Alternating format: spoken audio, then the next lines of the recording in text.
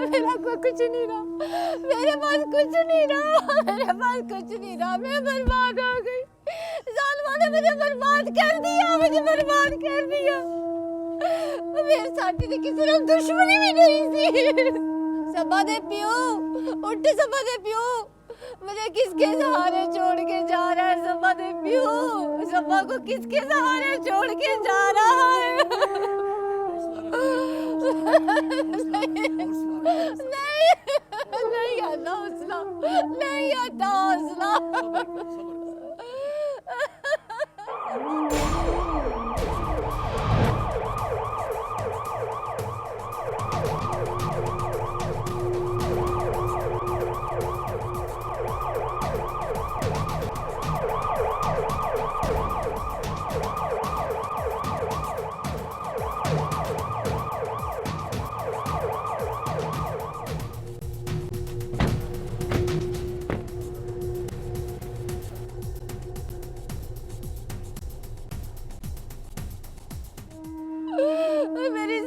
मेरी सभा से सिर पे कौन हाथ रखेगा? सभा दे पियो, सभा को किसके सहारे छोड़ के जा रहा है? सभा दे पियो, उठ।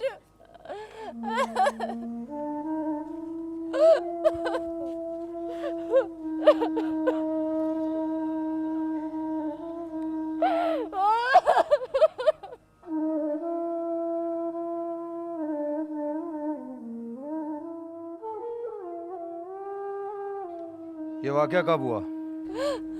साहब जी, टाइम का किसे होश था? बस इस बात के बाद थोड़ी देर बाद अजानें शुरू हो गई थी जी। अच्छा बीबी, कुछ करते हैं। जाओ एम्बुलेंस बाहर से लेके आओ। अच्छा। ये सारा वाकया लिखो। नाम क्या है इसका? ये रफाकत अली। रफाकत। पूरा बायोडाटा लिखो इसका।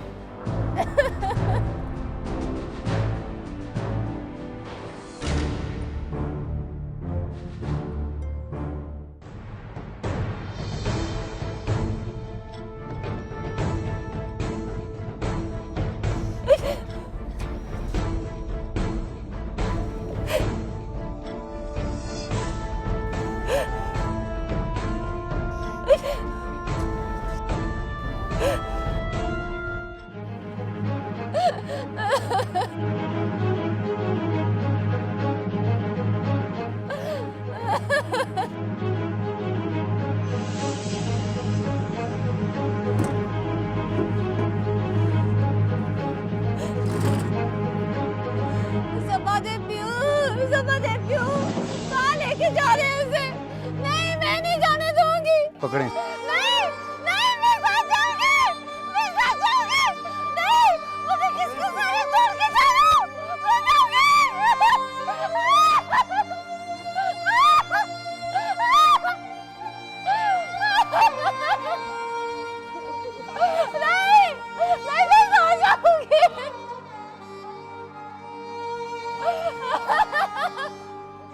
नहीं, मैं साथ जाऊंगी।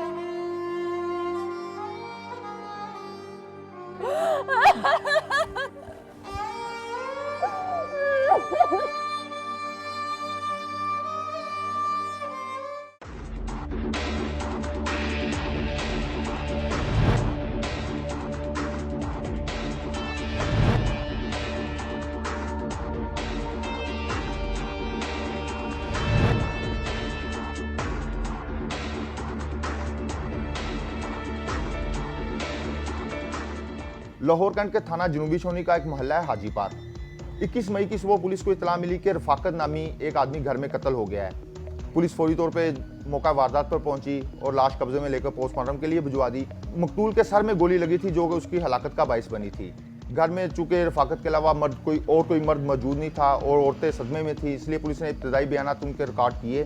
रफाकत के 6 बच्चे थे और वो घर के सहन में सो रहा था।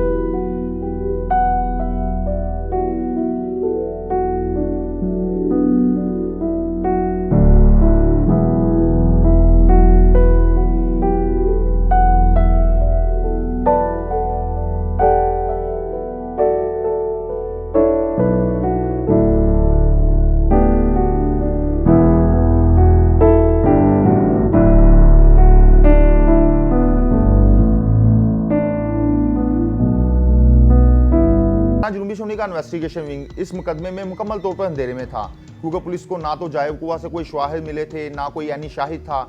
इसके अलावा ना तो मकतूल की किसी के साथ कोई जाती या ख़ानदानी दुश्मनी साबित हुई थी और ना ही उसका किसी के साथ कोई जायदाद का तनाज़ा था, जिसकी वजह से पुलिस मुकम्मल तौर पर अंधेरे में थी।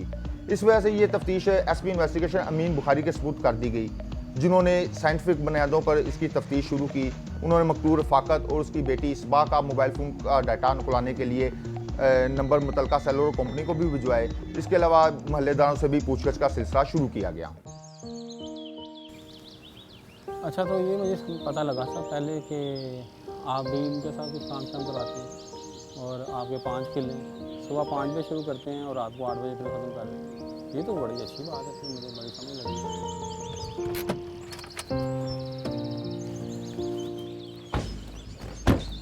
बिस्मिल्लाह बिस्मिल्लाह, आज हमारे डेरे पे कैसे फेरा लग गया। खैर का फेरा ना चौधरी साहब। ओ मेहर जी, खैर ही है, खैर ही है। ओ जाओ, अब बिल्ले कुर्सियाँ पकड़ के लाओ यार अंदर से। कैसे आना हुआ चौधरी साहब? बस मेहर जी, वो रफाकत के सिलसिले में आया था। उसका खुरा हमारे डेरे की तरफ तो नहीं निकलता। और नहीं मेहर जी, तशरीफ रखें, तशरीफ रखें। आपसे अच्छा बंदा भी तो नहीं है ना इस इलाके में कोई, जिसके डेरे से सारी मालूमात मिल सके। हाज़र जनाब हाज़र, आप हुक्म करें। बड़ा ही चंगा बंदा था रफाकत, कभी उसने ऊंची आवाज़ में बात नहीं की। पता नहीं किसने दुश्मनी निकाली। मेहर जी, असल में रफाकत के मोहल्लेदार और पड़ोसियों से कुछ मालूमात चाहिए थी, इस सिलसिले में मैंने आपको तकलीफ दी थी। ये तो कोई बात ही नहीं। ओ मिले, ओ इधर आ, और जल्दी आना। और पुत्र जा जरा सदाकत और जफर को बुला कर ला। और गल सुन, वो गुजरों के पुत्र का क्या नाम था? मेहर जी और बास। हाँ बास, उसको भी बुला कर ला। और ये सारा दिन आवारा मोहल्ले में फिरता रहता है, ऐसे लड़कों को सब कुछ पता होता है। और वो बख्शू चाचा को भी बुला कर ला, वो तो मोहल्ले की दाई है। उससे को मेहर जी ने डेरे पे बुलाया है, फटाफट पहुँच। और बात सुन, वो वापसी पे ना बोतलें भी पकड़ के लाना। उसे कहना मेहर जी के डेरे पे जानी है, ज़रा ठंडी बोतलें दे। जा शाबाश, जल्दी जा। ओ मेहर जी, बोतलें शोतलें रहने दें, आप सिर्फ बंदों को बुलाएं। ये कैसे हो सकता है चौधरी साहब? मेहर जी के डेरे पे आओ तो सूखे मुँह ही जाओ।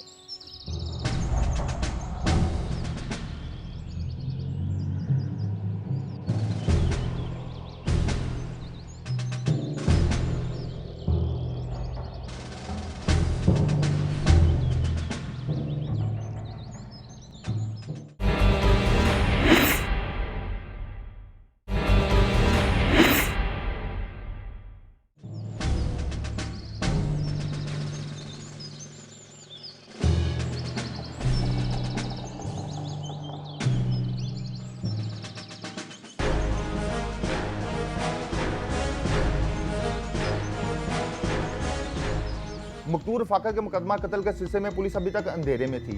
पुलिस सबसे पहले 2 पहलुओं पर तफ्तीश कर रही थी कि आया मकतूल कहीं डकैती के दौरान मुज़ाहमत पर तो नहीं कत्ल हुआ या किसी अंधी गोली का शिकार हुआ है। ताहम चूँकि घर से कोई सामान गायब नहीं था, इसलिए पुलिस ने डकैती के दौरान मुज़ाहमत पर कत्ल के इम्कान को तो रद्द कर दिया। और अगले ही रोज़ जब मकतूल की पोस्टमार्टम रिपोर्ट आई तो पोस्टमार्टम रिपोर्ट में ये बताया गया कि मकतूल को गोली 1 से 2 फुट के फासले से लगी है, जिसकी वजह से अंधी गोली के शिकार होने का इम्कान भी रद्द कर दिया गया। पुलिस ने जब मकतूल रफाकत की बेटी सबा का बयान रिकॉर्ड किया तो उसमें काफ़ी तजाद पाया गया, जिस पर पुलिस ने उसके घर की निगरानी सख्त कर दी। इसके अलावा पुलिस ने जब अहले इलाका से बयानात लिए और मकतूल और उसकी बेटी के मोबाइल फ़ोन का डाटा आया तो उससे पुलिस को एक नौजवान नवीद मलिक की निशानदेही हुई, जिस पर पुलिस ने फौरी कार्रवाई करते हुए नवीद मलिक के घर चुंगी अमर सदूद छापा मार को उसे गिरफ्तार कर लिया। हाँ, अब भी बताएगा या दोबारा भेजना पड़ेगा? साहब जी मैं तो पहले ही कहता था ये बर्गर बच्चे हैं, ये सिर्फ 2 चित्रों की मार है। जी मलिक साहब, अब क्या इरादा है? वो मैं सब कुछ बता दूंगा जी। और सब पता है मुझे, सिर्फ इतना बता, रफाकत को गोली तुमने मारी है? साहब जी मैंने गोली नहीं मारी। पूरी बात बता, पूरी। अगर मुंह से सच ना निकला ना तो जिस्म से चमड़ी उतार दूंगा तुम्हारी। साहब तो छेती दस जो कट नहीं, नहीं तो दोनों निकल जाएंगे, तू भी तो तेरी गल भी। साहब जी मेरा कसूर नहीं है, मैं तो सिर्फ सबा से प्यार करता हूँ। हाँ, बेटी की मोहब्बत में बाप को मार दिया। साहब जी मैंने नहीं मारा, मैं तो सिर्फ क्या है? क्या सिर्फ? साहब जी मैंने तो सिर्फ सबा की मदद की थी जी। क्या मदद की थी? पिस्टल उसके हाथ में पकड़ा कर ट्रैगर खुद दबाया था या निशाना उसने लिया था या सारे का सारा काम तूने खुद किया था? बोलता क्यों नहीं? साहब की पूछ रहे ने? साहब जी मैं तो कहता हूँ मैंने एक मौका दियो, तो सच तो निकल गया, यदि चमड़ी भी निकलनी चाहिए। साहब जी माफी दे दो, साहब जी मैंने कत्ल नहीं किया।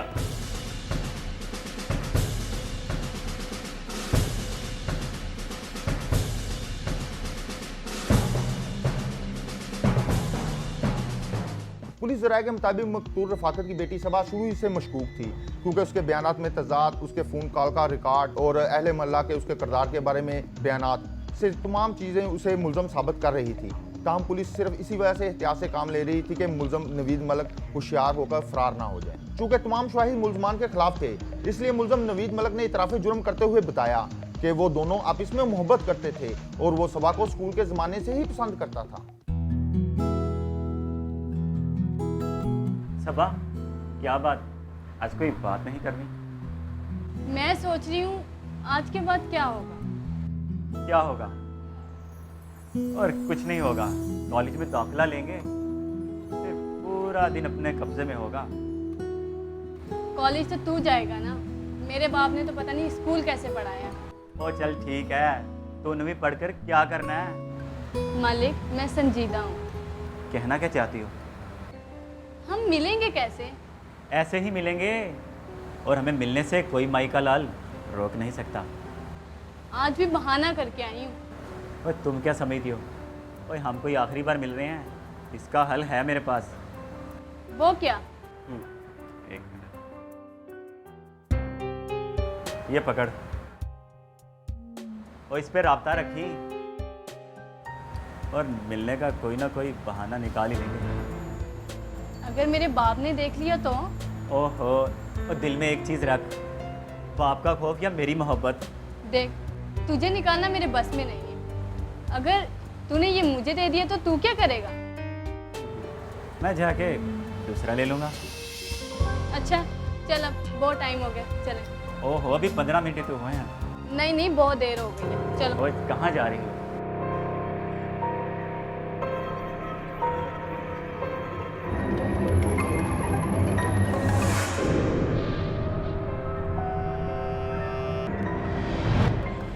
अस्सलाम वालेकुम।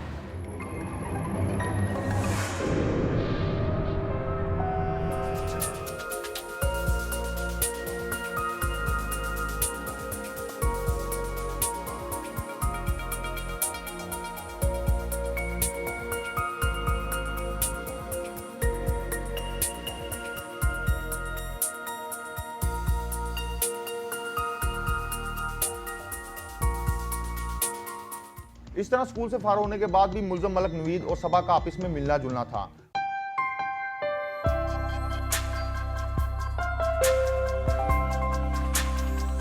ये वैल्यूज़ जो हैं हमारे माशरे की, जो तौर तरीके रहे हैं अब तक, जो लड़का लड़की के दरमियान जो भी एक रिवायती तरीक़ों से हम देखते हैं, एक तो ये कि वो रिवायतें टूट रही हैं।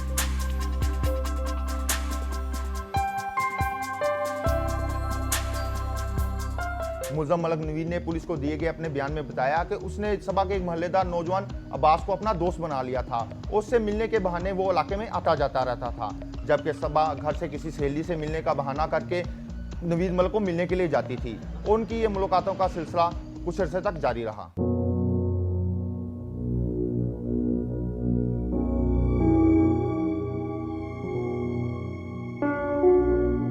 समी किधर चलना? रफीकुल जा, उन्होंने कहा भाई बात कह रहे एक सिगरेट का पैकेट दे, मेरे खाते 'च लिखवा दी हैं, जल्दी आई। ओए और भी बास ओह यार अभी की हाल है? ठीक है बैठ। किधर पढ़ाइयाँ छड़ाइयाँ भी हो रही हैं कि बस लफंडरियाँ ही? और पढ़ने की क्या ज़रूरत है, और बाप के पास बड़ा पैसा है। हाँ जी हाँ, बाप कमाई। यार बास, लड़की तो बड़ी प्यारी है, पर है कौन? ओ मलक तौबा कर तौबा, ये बड़ी अथरी घोड़ी है। और क्यों करंट मारती है? करंट 444 का मारती है। ओ यार वैसे अथरी घोड़ी पे भी काठी डालना किसी किसी का काम है यार। ओ हाँ यार, मुझे काम याद आया, मैं ज़रा चला। ओ मलक काठी डालने तो नहीं जा रहा? नहीं यार, नहीं। ओह आ मेरा शेर है, लिखवा देने थे उसको, लिखवा दिए, चल जा।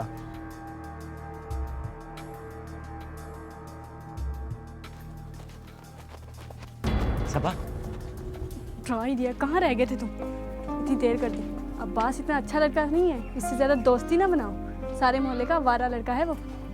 तू जानती है मैं कौन सा उसके लिए आता हूँ, पर कभी कभी लैला के लिए लैला के कुत्ते से भी प्यार करना पड़ जाता है। उसे शक नहीं हुआ? मैं शक होने देता हूँ। वैसे कर तेरी बुराई रहा था, पर अपने लिए वो भी तेरी खूबी है ना। क्या कह रहा था वो? कहना क्या है, कहता है मोहल्ले की सबसे अथरी घोड़ी है। अभी इन जैसे आवारा को घास डालना शुरू कर दो ना, तो सबा सारे मोहल्ले की अच्छी हो जाए। तूने कुछ नहीं कहा उसे? मैंने कहा था अथरी में हमारी जान है। तूने कह दिया उसे? मैंने कहा था दिल में। अच्छा बाइक किधर है? बाइक दूसरी गली में खड़ी। जल्दी कर, देर हो रही है। हाँ खड़ी। तू मरवाएगा आज। चलो चलो। चलो।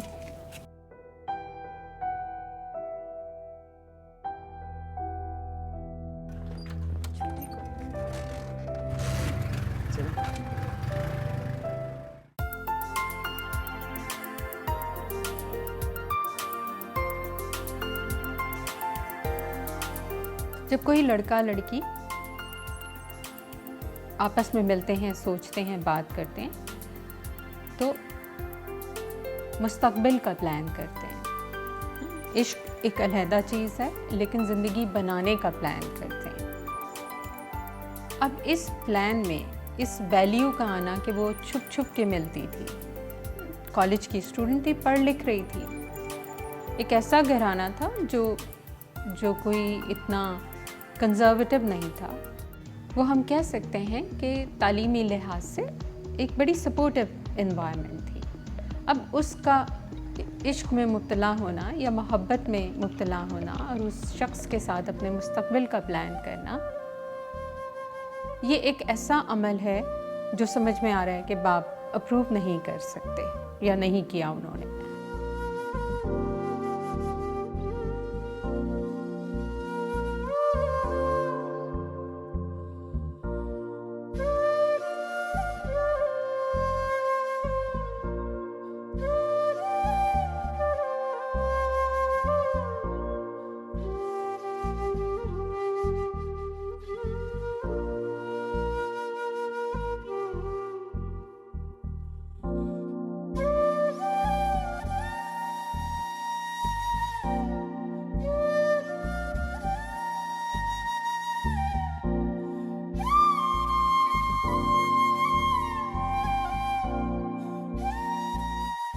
मेरे अपने ज़ाती ख्याल में माँ का इस मौके पे एक ख़ास रोल होना चाहिए था, उसका एक किरदार होना चाहिए था, एक समझ बूझ वाला किरदार, जो बेटी और बाप के दरमियान एक ब्रिज बनाती, कम्युनिकेशन का, बातचीत का। एक तो हमें इस चीज़ की मिसिंग इस रोल में नज़र आती है, इस कहानी में नज़र आती है कि माँ ने अपना क्या किरदार अदा किया।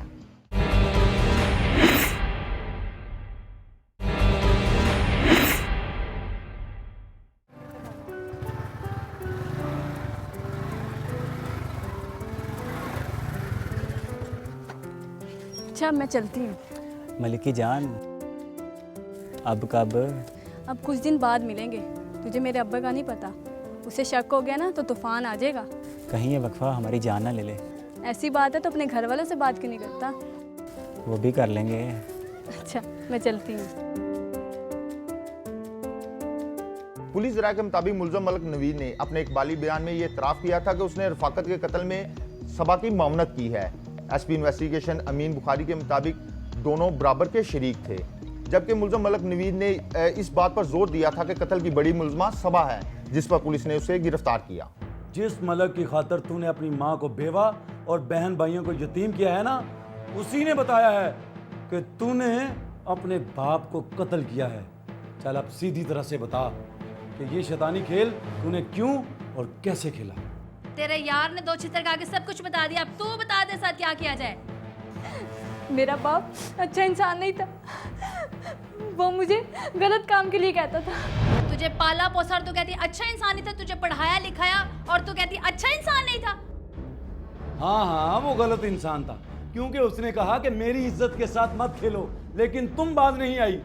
मैं कहता हूँ कि अच्छा इंसान वो उस वक्त होता कि तू जैसी डाइन को पैदा होते ही तुम्हारा गला दबा देता।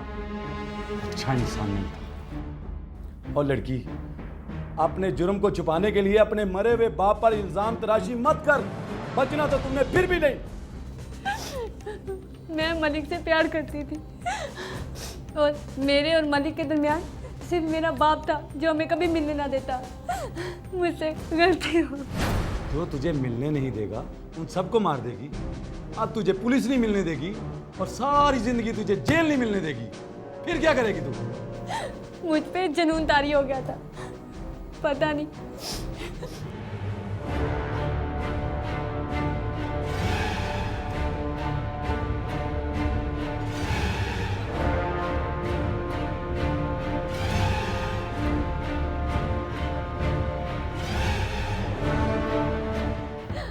अपने बाप को कत्ल करके मुझसे बहुत बड़ी गलती होगी। मुझे जो चाहे सजा दे दे। मैं कानून से मजबूर ना होता ना तो सजा से पहले तुम्हें सजा दे देता। इसका बयान लिखो और ले जाओ इसको, ले जाओ। मुझे माफ कर दे। चल।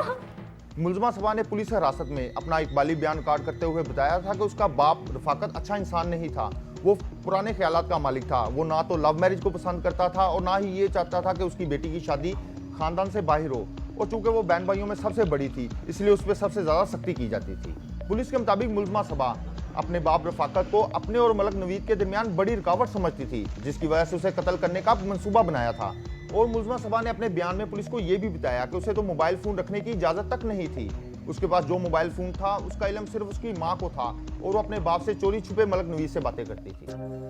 अभी 2 दिन तो गुजरे हैं, कुछ और दिन गुजरने दे। ऐसा जुल्म ना कर। ऐसा लगता है जैसे 2 महीने गुजर गए हों। तो तू अपने घर वालों से क्यों नहीं बात करता? माँ से की थी। अच्छा तो क्या कहा उसने? कहना क्या है, कहने लगी पढ़ना लिखना तूने छोड़ दिया है, काम तो कोई करता नहीं, शादी की पड़ गई है। सही तो कह रही हैं। तू काम क्यों नहीं करता कोई? अपने बाप के साथ ही चला जा। 24 घंटे तो दिमाग पर सिवा रहती है। तुझसे ना मिली तो दिन नहीं करता। काम क्या खाक करूँगा। देख मलिक, ऐसे काम नहीं चलता। मेरे माँ बाप रिश्ता ढूंढ रहे हैं। जब भी उन्हें कोई नत्थु तेली मिल गया ना तो उसने मेरे से पूछना भी नहीं है। तेरा प्यो मेरे लिए मांझेगा क्या? तू बात आगे बढ़ा तो फिर मैं माँ से बात करूँगी। अगर तेरा बाप ना माना तो? बाप ना भी माना, मैं तो मानी नहीं हूँ ना। सबा ईमान से बता, तेरा बाप ना माना तो तू मेरा साथ देगी या अपने बाप का? इतना भी ना सोच कि मेरे दिल की धड़कन बंद हो जाए। बाप के साथ जितना रहना था रह लिया, अब तेरे साथ रहना है। चल फिर आजा, बैठकर बात करते हैं। तू भी बड़ा जिद्दी है। चल कल आती हूँ। हम मलिक होते ही ऐसे हैं। ये तेरे पास मोबाइल कहाँ से आया? वो माँ मेरी सहेली ने दिया था पास होने की खुशी में। तेरे प्यू को पता लग गया ना तो ये जो तेरी गुत्त है ना ये पुट के हाथ में दे देगा। मेरी सोनी है तू नहीं बताएगी तो कैसे पता चलेगा। अच्छा अम्मा वो सुबह मुझे नसरीन के तरफ जाना था। नसरीन के? जी। और ये तू रोज रोज नसरीन के यहाँ क्यों चल पड़ती है? अम्मा परसों तो परवीन के गई थी। अच्छा चल ठीक है चली जा, वरना अपने प्यू के आने से पहले घर आ जाए, वरना वो तेरी खल्लू दे देगा। ठीक है अम्मा।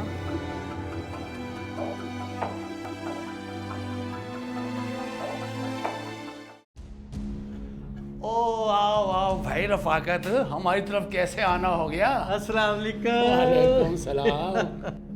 क्या हाल चाल है? बैठो।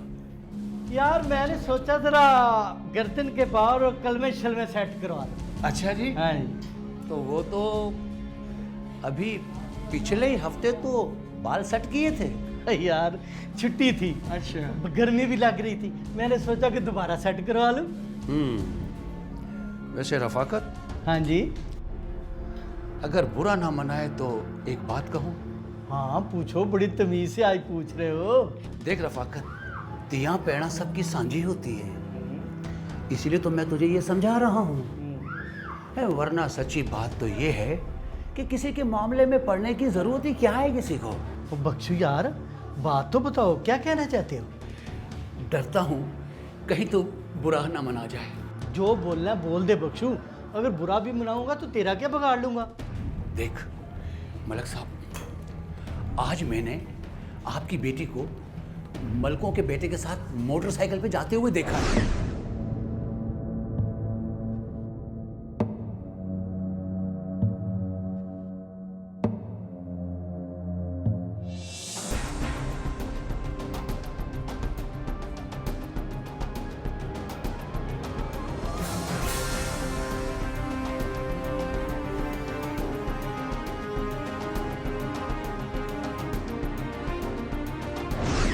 क्या कह रहे हो?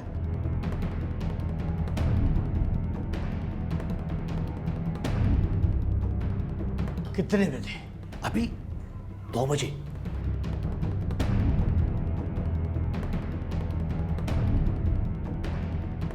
मुलजमा सबा के मुताबिक वो दिन उसके लिए इंतहाई बुरा था। जब वो घर वापस आई तो उसका बाप उसके इंतजार में था। पुलिस के मुताबिक इलाके के लोगों से पूछताछ में ये बात सामने आई कि इलाके के चंद लोगों को सबा और मलक नवीद की मुलाकातों का इल्म हो चुका था और मोहल्ले के एक हुजाम बख्शू चाचा ने कत्ल के वकूए से चंद रोज कबल ही मकतूल रफाकत को सबा और नवीद मलक की मुलाकातों के बारे में बता दिया था।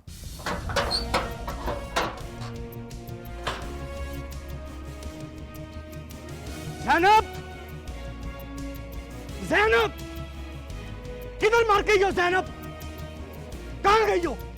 क्या है? मैं पूछता हूँ सबा कहाँ है? क्यों आंधी की तरह आ रहे हो? लड़के आए हो किसी से? जितना पूछा है उतना जवाब दो। बताओ सबा कहाँ है? नसरीन के घर गई है। तू खुद छोड़ के आई है उसे? नहीं, अकेली गई है। वो वहाँ नहीं गई है, वो मलकों के लड़के के साथ मोटरसाइकिल पे बैठ के गई है। ये मुझे चाचा बख्शू ने बताया है। बेड़ा गर्क हो इस बख्शू का, झूठ बोलता है, दूसरों के बच्चों पे बुराइयां निकालता है। करता क्या है ये दुकान पे बैठ के सारा दिन? चला मेरे साथ नसरीन के घर देख के। चल चल देख के आते हैं। ये सब तेरा किया धरा है, तेरी वजह से सारा कुछ हो रहा है। ये लड़की बिगड़ी तेरी वजह से है, बेड़ा गर्क कर दिया तूने।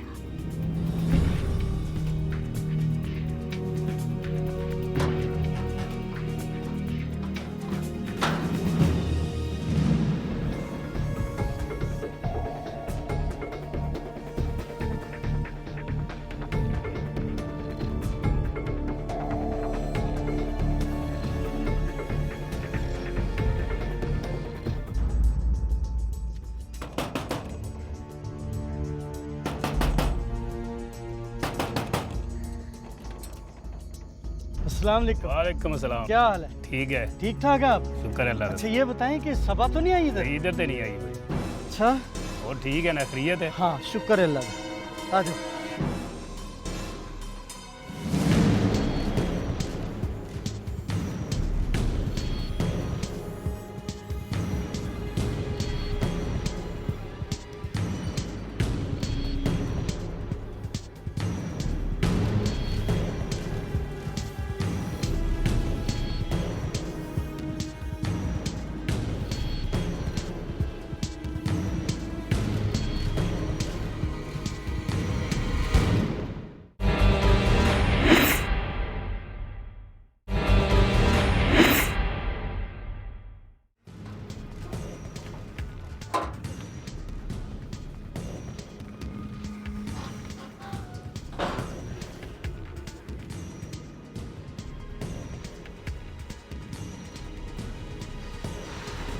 ये सारा कसूर तेरा है। जिनकी बच्चियां जवान होती है ना, उनकी 24 घंटे आंखें खुली रहती हैं, पर तू तो दिन में भी आंखें बंद रखती है। तुम्हें क्या पता कि जमाना कहाँ जा रहा है? और मुझे क्या पता था कि वो मरण जोगी झूठ बोलने लगी है। इसीलिए मैंने उसे पढ़ाई से हटा के घर बिठाया था कि अब वो जवान हो गई है।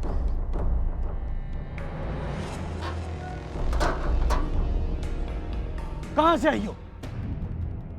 अब्बा वो मैं नसरीन। झूठ बोलती हो, बकवास करती हो। अभी उनके घर से हो के आ रहा, तू वहां नहीं थी। सच सच बता, तू किसके साथ गई थी? सच बता मुझे। और वो मलकों का लड़का कौन है जिसके साथ तू गई थी? वो मेरे से शादी करना चाहता है। शादी करना चाहता है? तू इसी तरह मेरी नाक कटवा कर शादी करेगी? तुझे नहीं पता कि हम गैर बरादरी में शादी नहीं किया करते? हाँ, मैं उसी से शादी करूंगी, चाहे मुझे जान से मार दे आप। मैं सचमुच तुझे मार दूंगा। करेगी इससे शादी? जा, जब मार अंदर दफा हो। और तू क्या उसे जान से मार डालेगा? हाँ, मैं उसे जान से मार दूंगा। मैं अपने हाथ से उसका गला घूंट दूंगा। ये मारी जाए तो बेहतर है। बरादरी में बेइज्जत होने से बेहतर है कि इसे मार दूं। मैं अपने हाथों से गला घूंट के इसके मार दूं। अच्छा, अभी चुप कर जा। सारे मोहल्ले को सुनाएगा क्या? इसको समझा दे। मैं इसकी टांगे तोड़ के घर बिठा दूंगा। जो ये चाहती है ना, मेरे जीते जी ऐसा नहीं हो सकता। मैं महीने 2 महीने में इसकी शादी करा दूंगा। दिमाग खराब कर दिया इसने मेरा।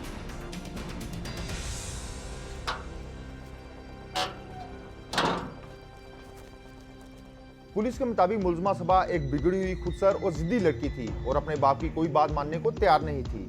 जबकि मुलजमा सबा ने पुलिस को अपना बयान दिया कि वो दिन उसकी जिंदगी का बदतरीन दिन था। जैसे इस बाप का ये अमल कि बेटी को रोकना, घर से जाने ना देना, मिलने जुलने के ऊपर कॉलेज से उठा लेना, मिलने जुलने के ऊपर पाबंदी लगा देना, माशरे के लिहाज से तो ये बहुत अच्छा अमल है ना। माशरा तो कहेगा कि ये तो बाप बड़े अच्छे थे, केयरिंग थे, उन्होंने प्रोटेक्ट किया, लेकिन उस बच्ची के लिहाज से तो ये वो बाप नहीं था ना। उससे अपनी बेइज्जती हजम नहीं हो रही थी। सबा किसी भी हाल में नवीद मलिक को नहीं छोड़ना चाहती थी, चाहे इसके लिए उसे कोई भी कीमत चुकानी पड़े। पुलिस के मुताबिक सबा का घर से बाहर निकलना बंद हो चुका था, जो कि उसे कबूल नहीं था, और उसने फोन पर नवीद मलिक को इस सूरत हाल से आगाह किया। मलिक, खुदा के लिए मुझे इस दोज़ख से निकालो। एक बार सबा तू बाहर आ जा, फिर देख मैं क्या करता हूँ। मैं नहीं आ सकती बाहर। मुझे नहीं पता चलता कि अब्बा कब बाहर आते हैं और कब जाते हैं, और अम्मा भी मुझ पे नजर रखती हैं। मैं खुद तेरे लिए बहुत परेशान हूँ, मैं तुम्हारे बगैर नहीं रह सकता। जो करना है जल्दी कर, तेरे मेरे दरमियान सिर्फ मेरा बाप है। अच्छा फिर ठीक है, तू परेशान ना हो, मैं कुछ करता हूँ। सुन, जब तक मेरा बाप जिंदा है हम कभी नहीं मिल सकते। मेरे बाप को रास्ते से हटा दे। अगर बेटी ने बाप को कत्ल किया है तो ये एक इंसिडेंट पे नहीं हो सकता, सिर्फ एक रोक टोक पे ये चीज़ नहीं होती। ये हमें एक और चीज़ बताती है कि बेटी और बाप के दरमियान जो भी रिश्ता बचपन से बना है वो कैसा है, उनके दरमियान कितना फासला या उनके दरमियान कितनी दोस्ती या कितनी अंडरस्टैंडिंग थी। पुलिस राय के मुताबिक जब पुलिस ने फोन रिकॉर्ड हासिल किया था तो इन दोनों का मंसूबा सामने आ गया था। मुलजमा सबा ने नवीद मलिक को बताया था कि जब तक उसका बाप जिंदा है इन दोनों का मिलाप नहीं हो सकता, और मुलजम मलिक ने पुलिस हिरासत में इकरार किया कि वो चूंकि सबा से मोहब्बत करता था इसलिए इनकार ना कर सका, और दोनों ने मिलकर रफाकत को कत्ल करने का मंसूबा बनाया और वो मौके की तलाश में थे। रफाकत बेटी की निगरानी के लिए घर के सहन में सोता था। सबा ने एक सवाल के जवाब में कि रफाकत को किस तरह कत्ल किया, उसने बताया कि 20 और 21 मई की दरमियानी शब वो सोई नहीं थी और निसफ शब के करीब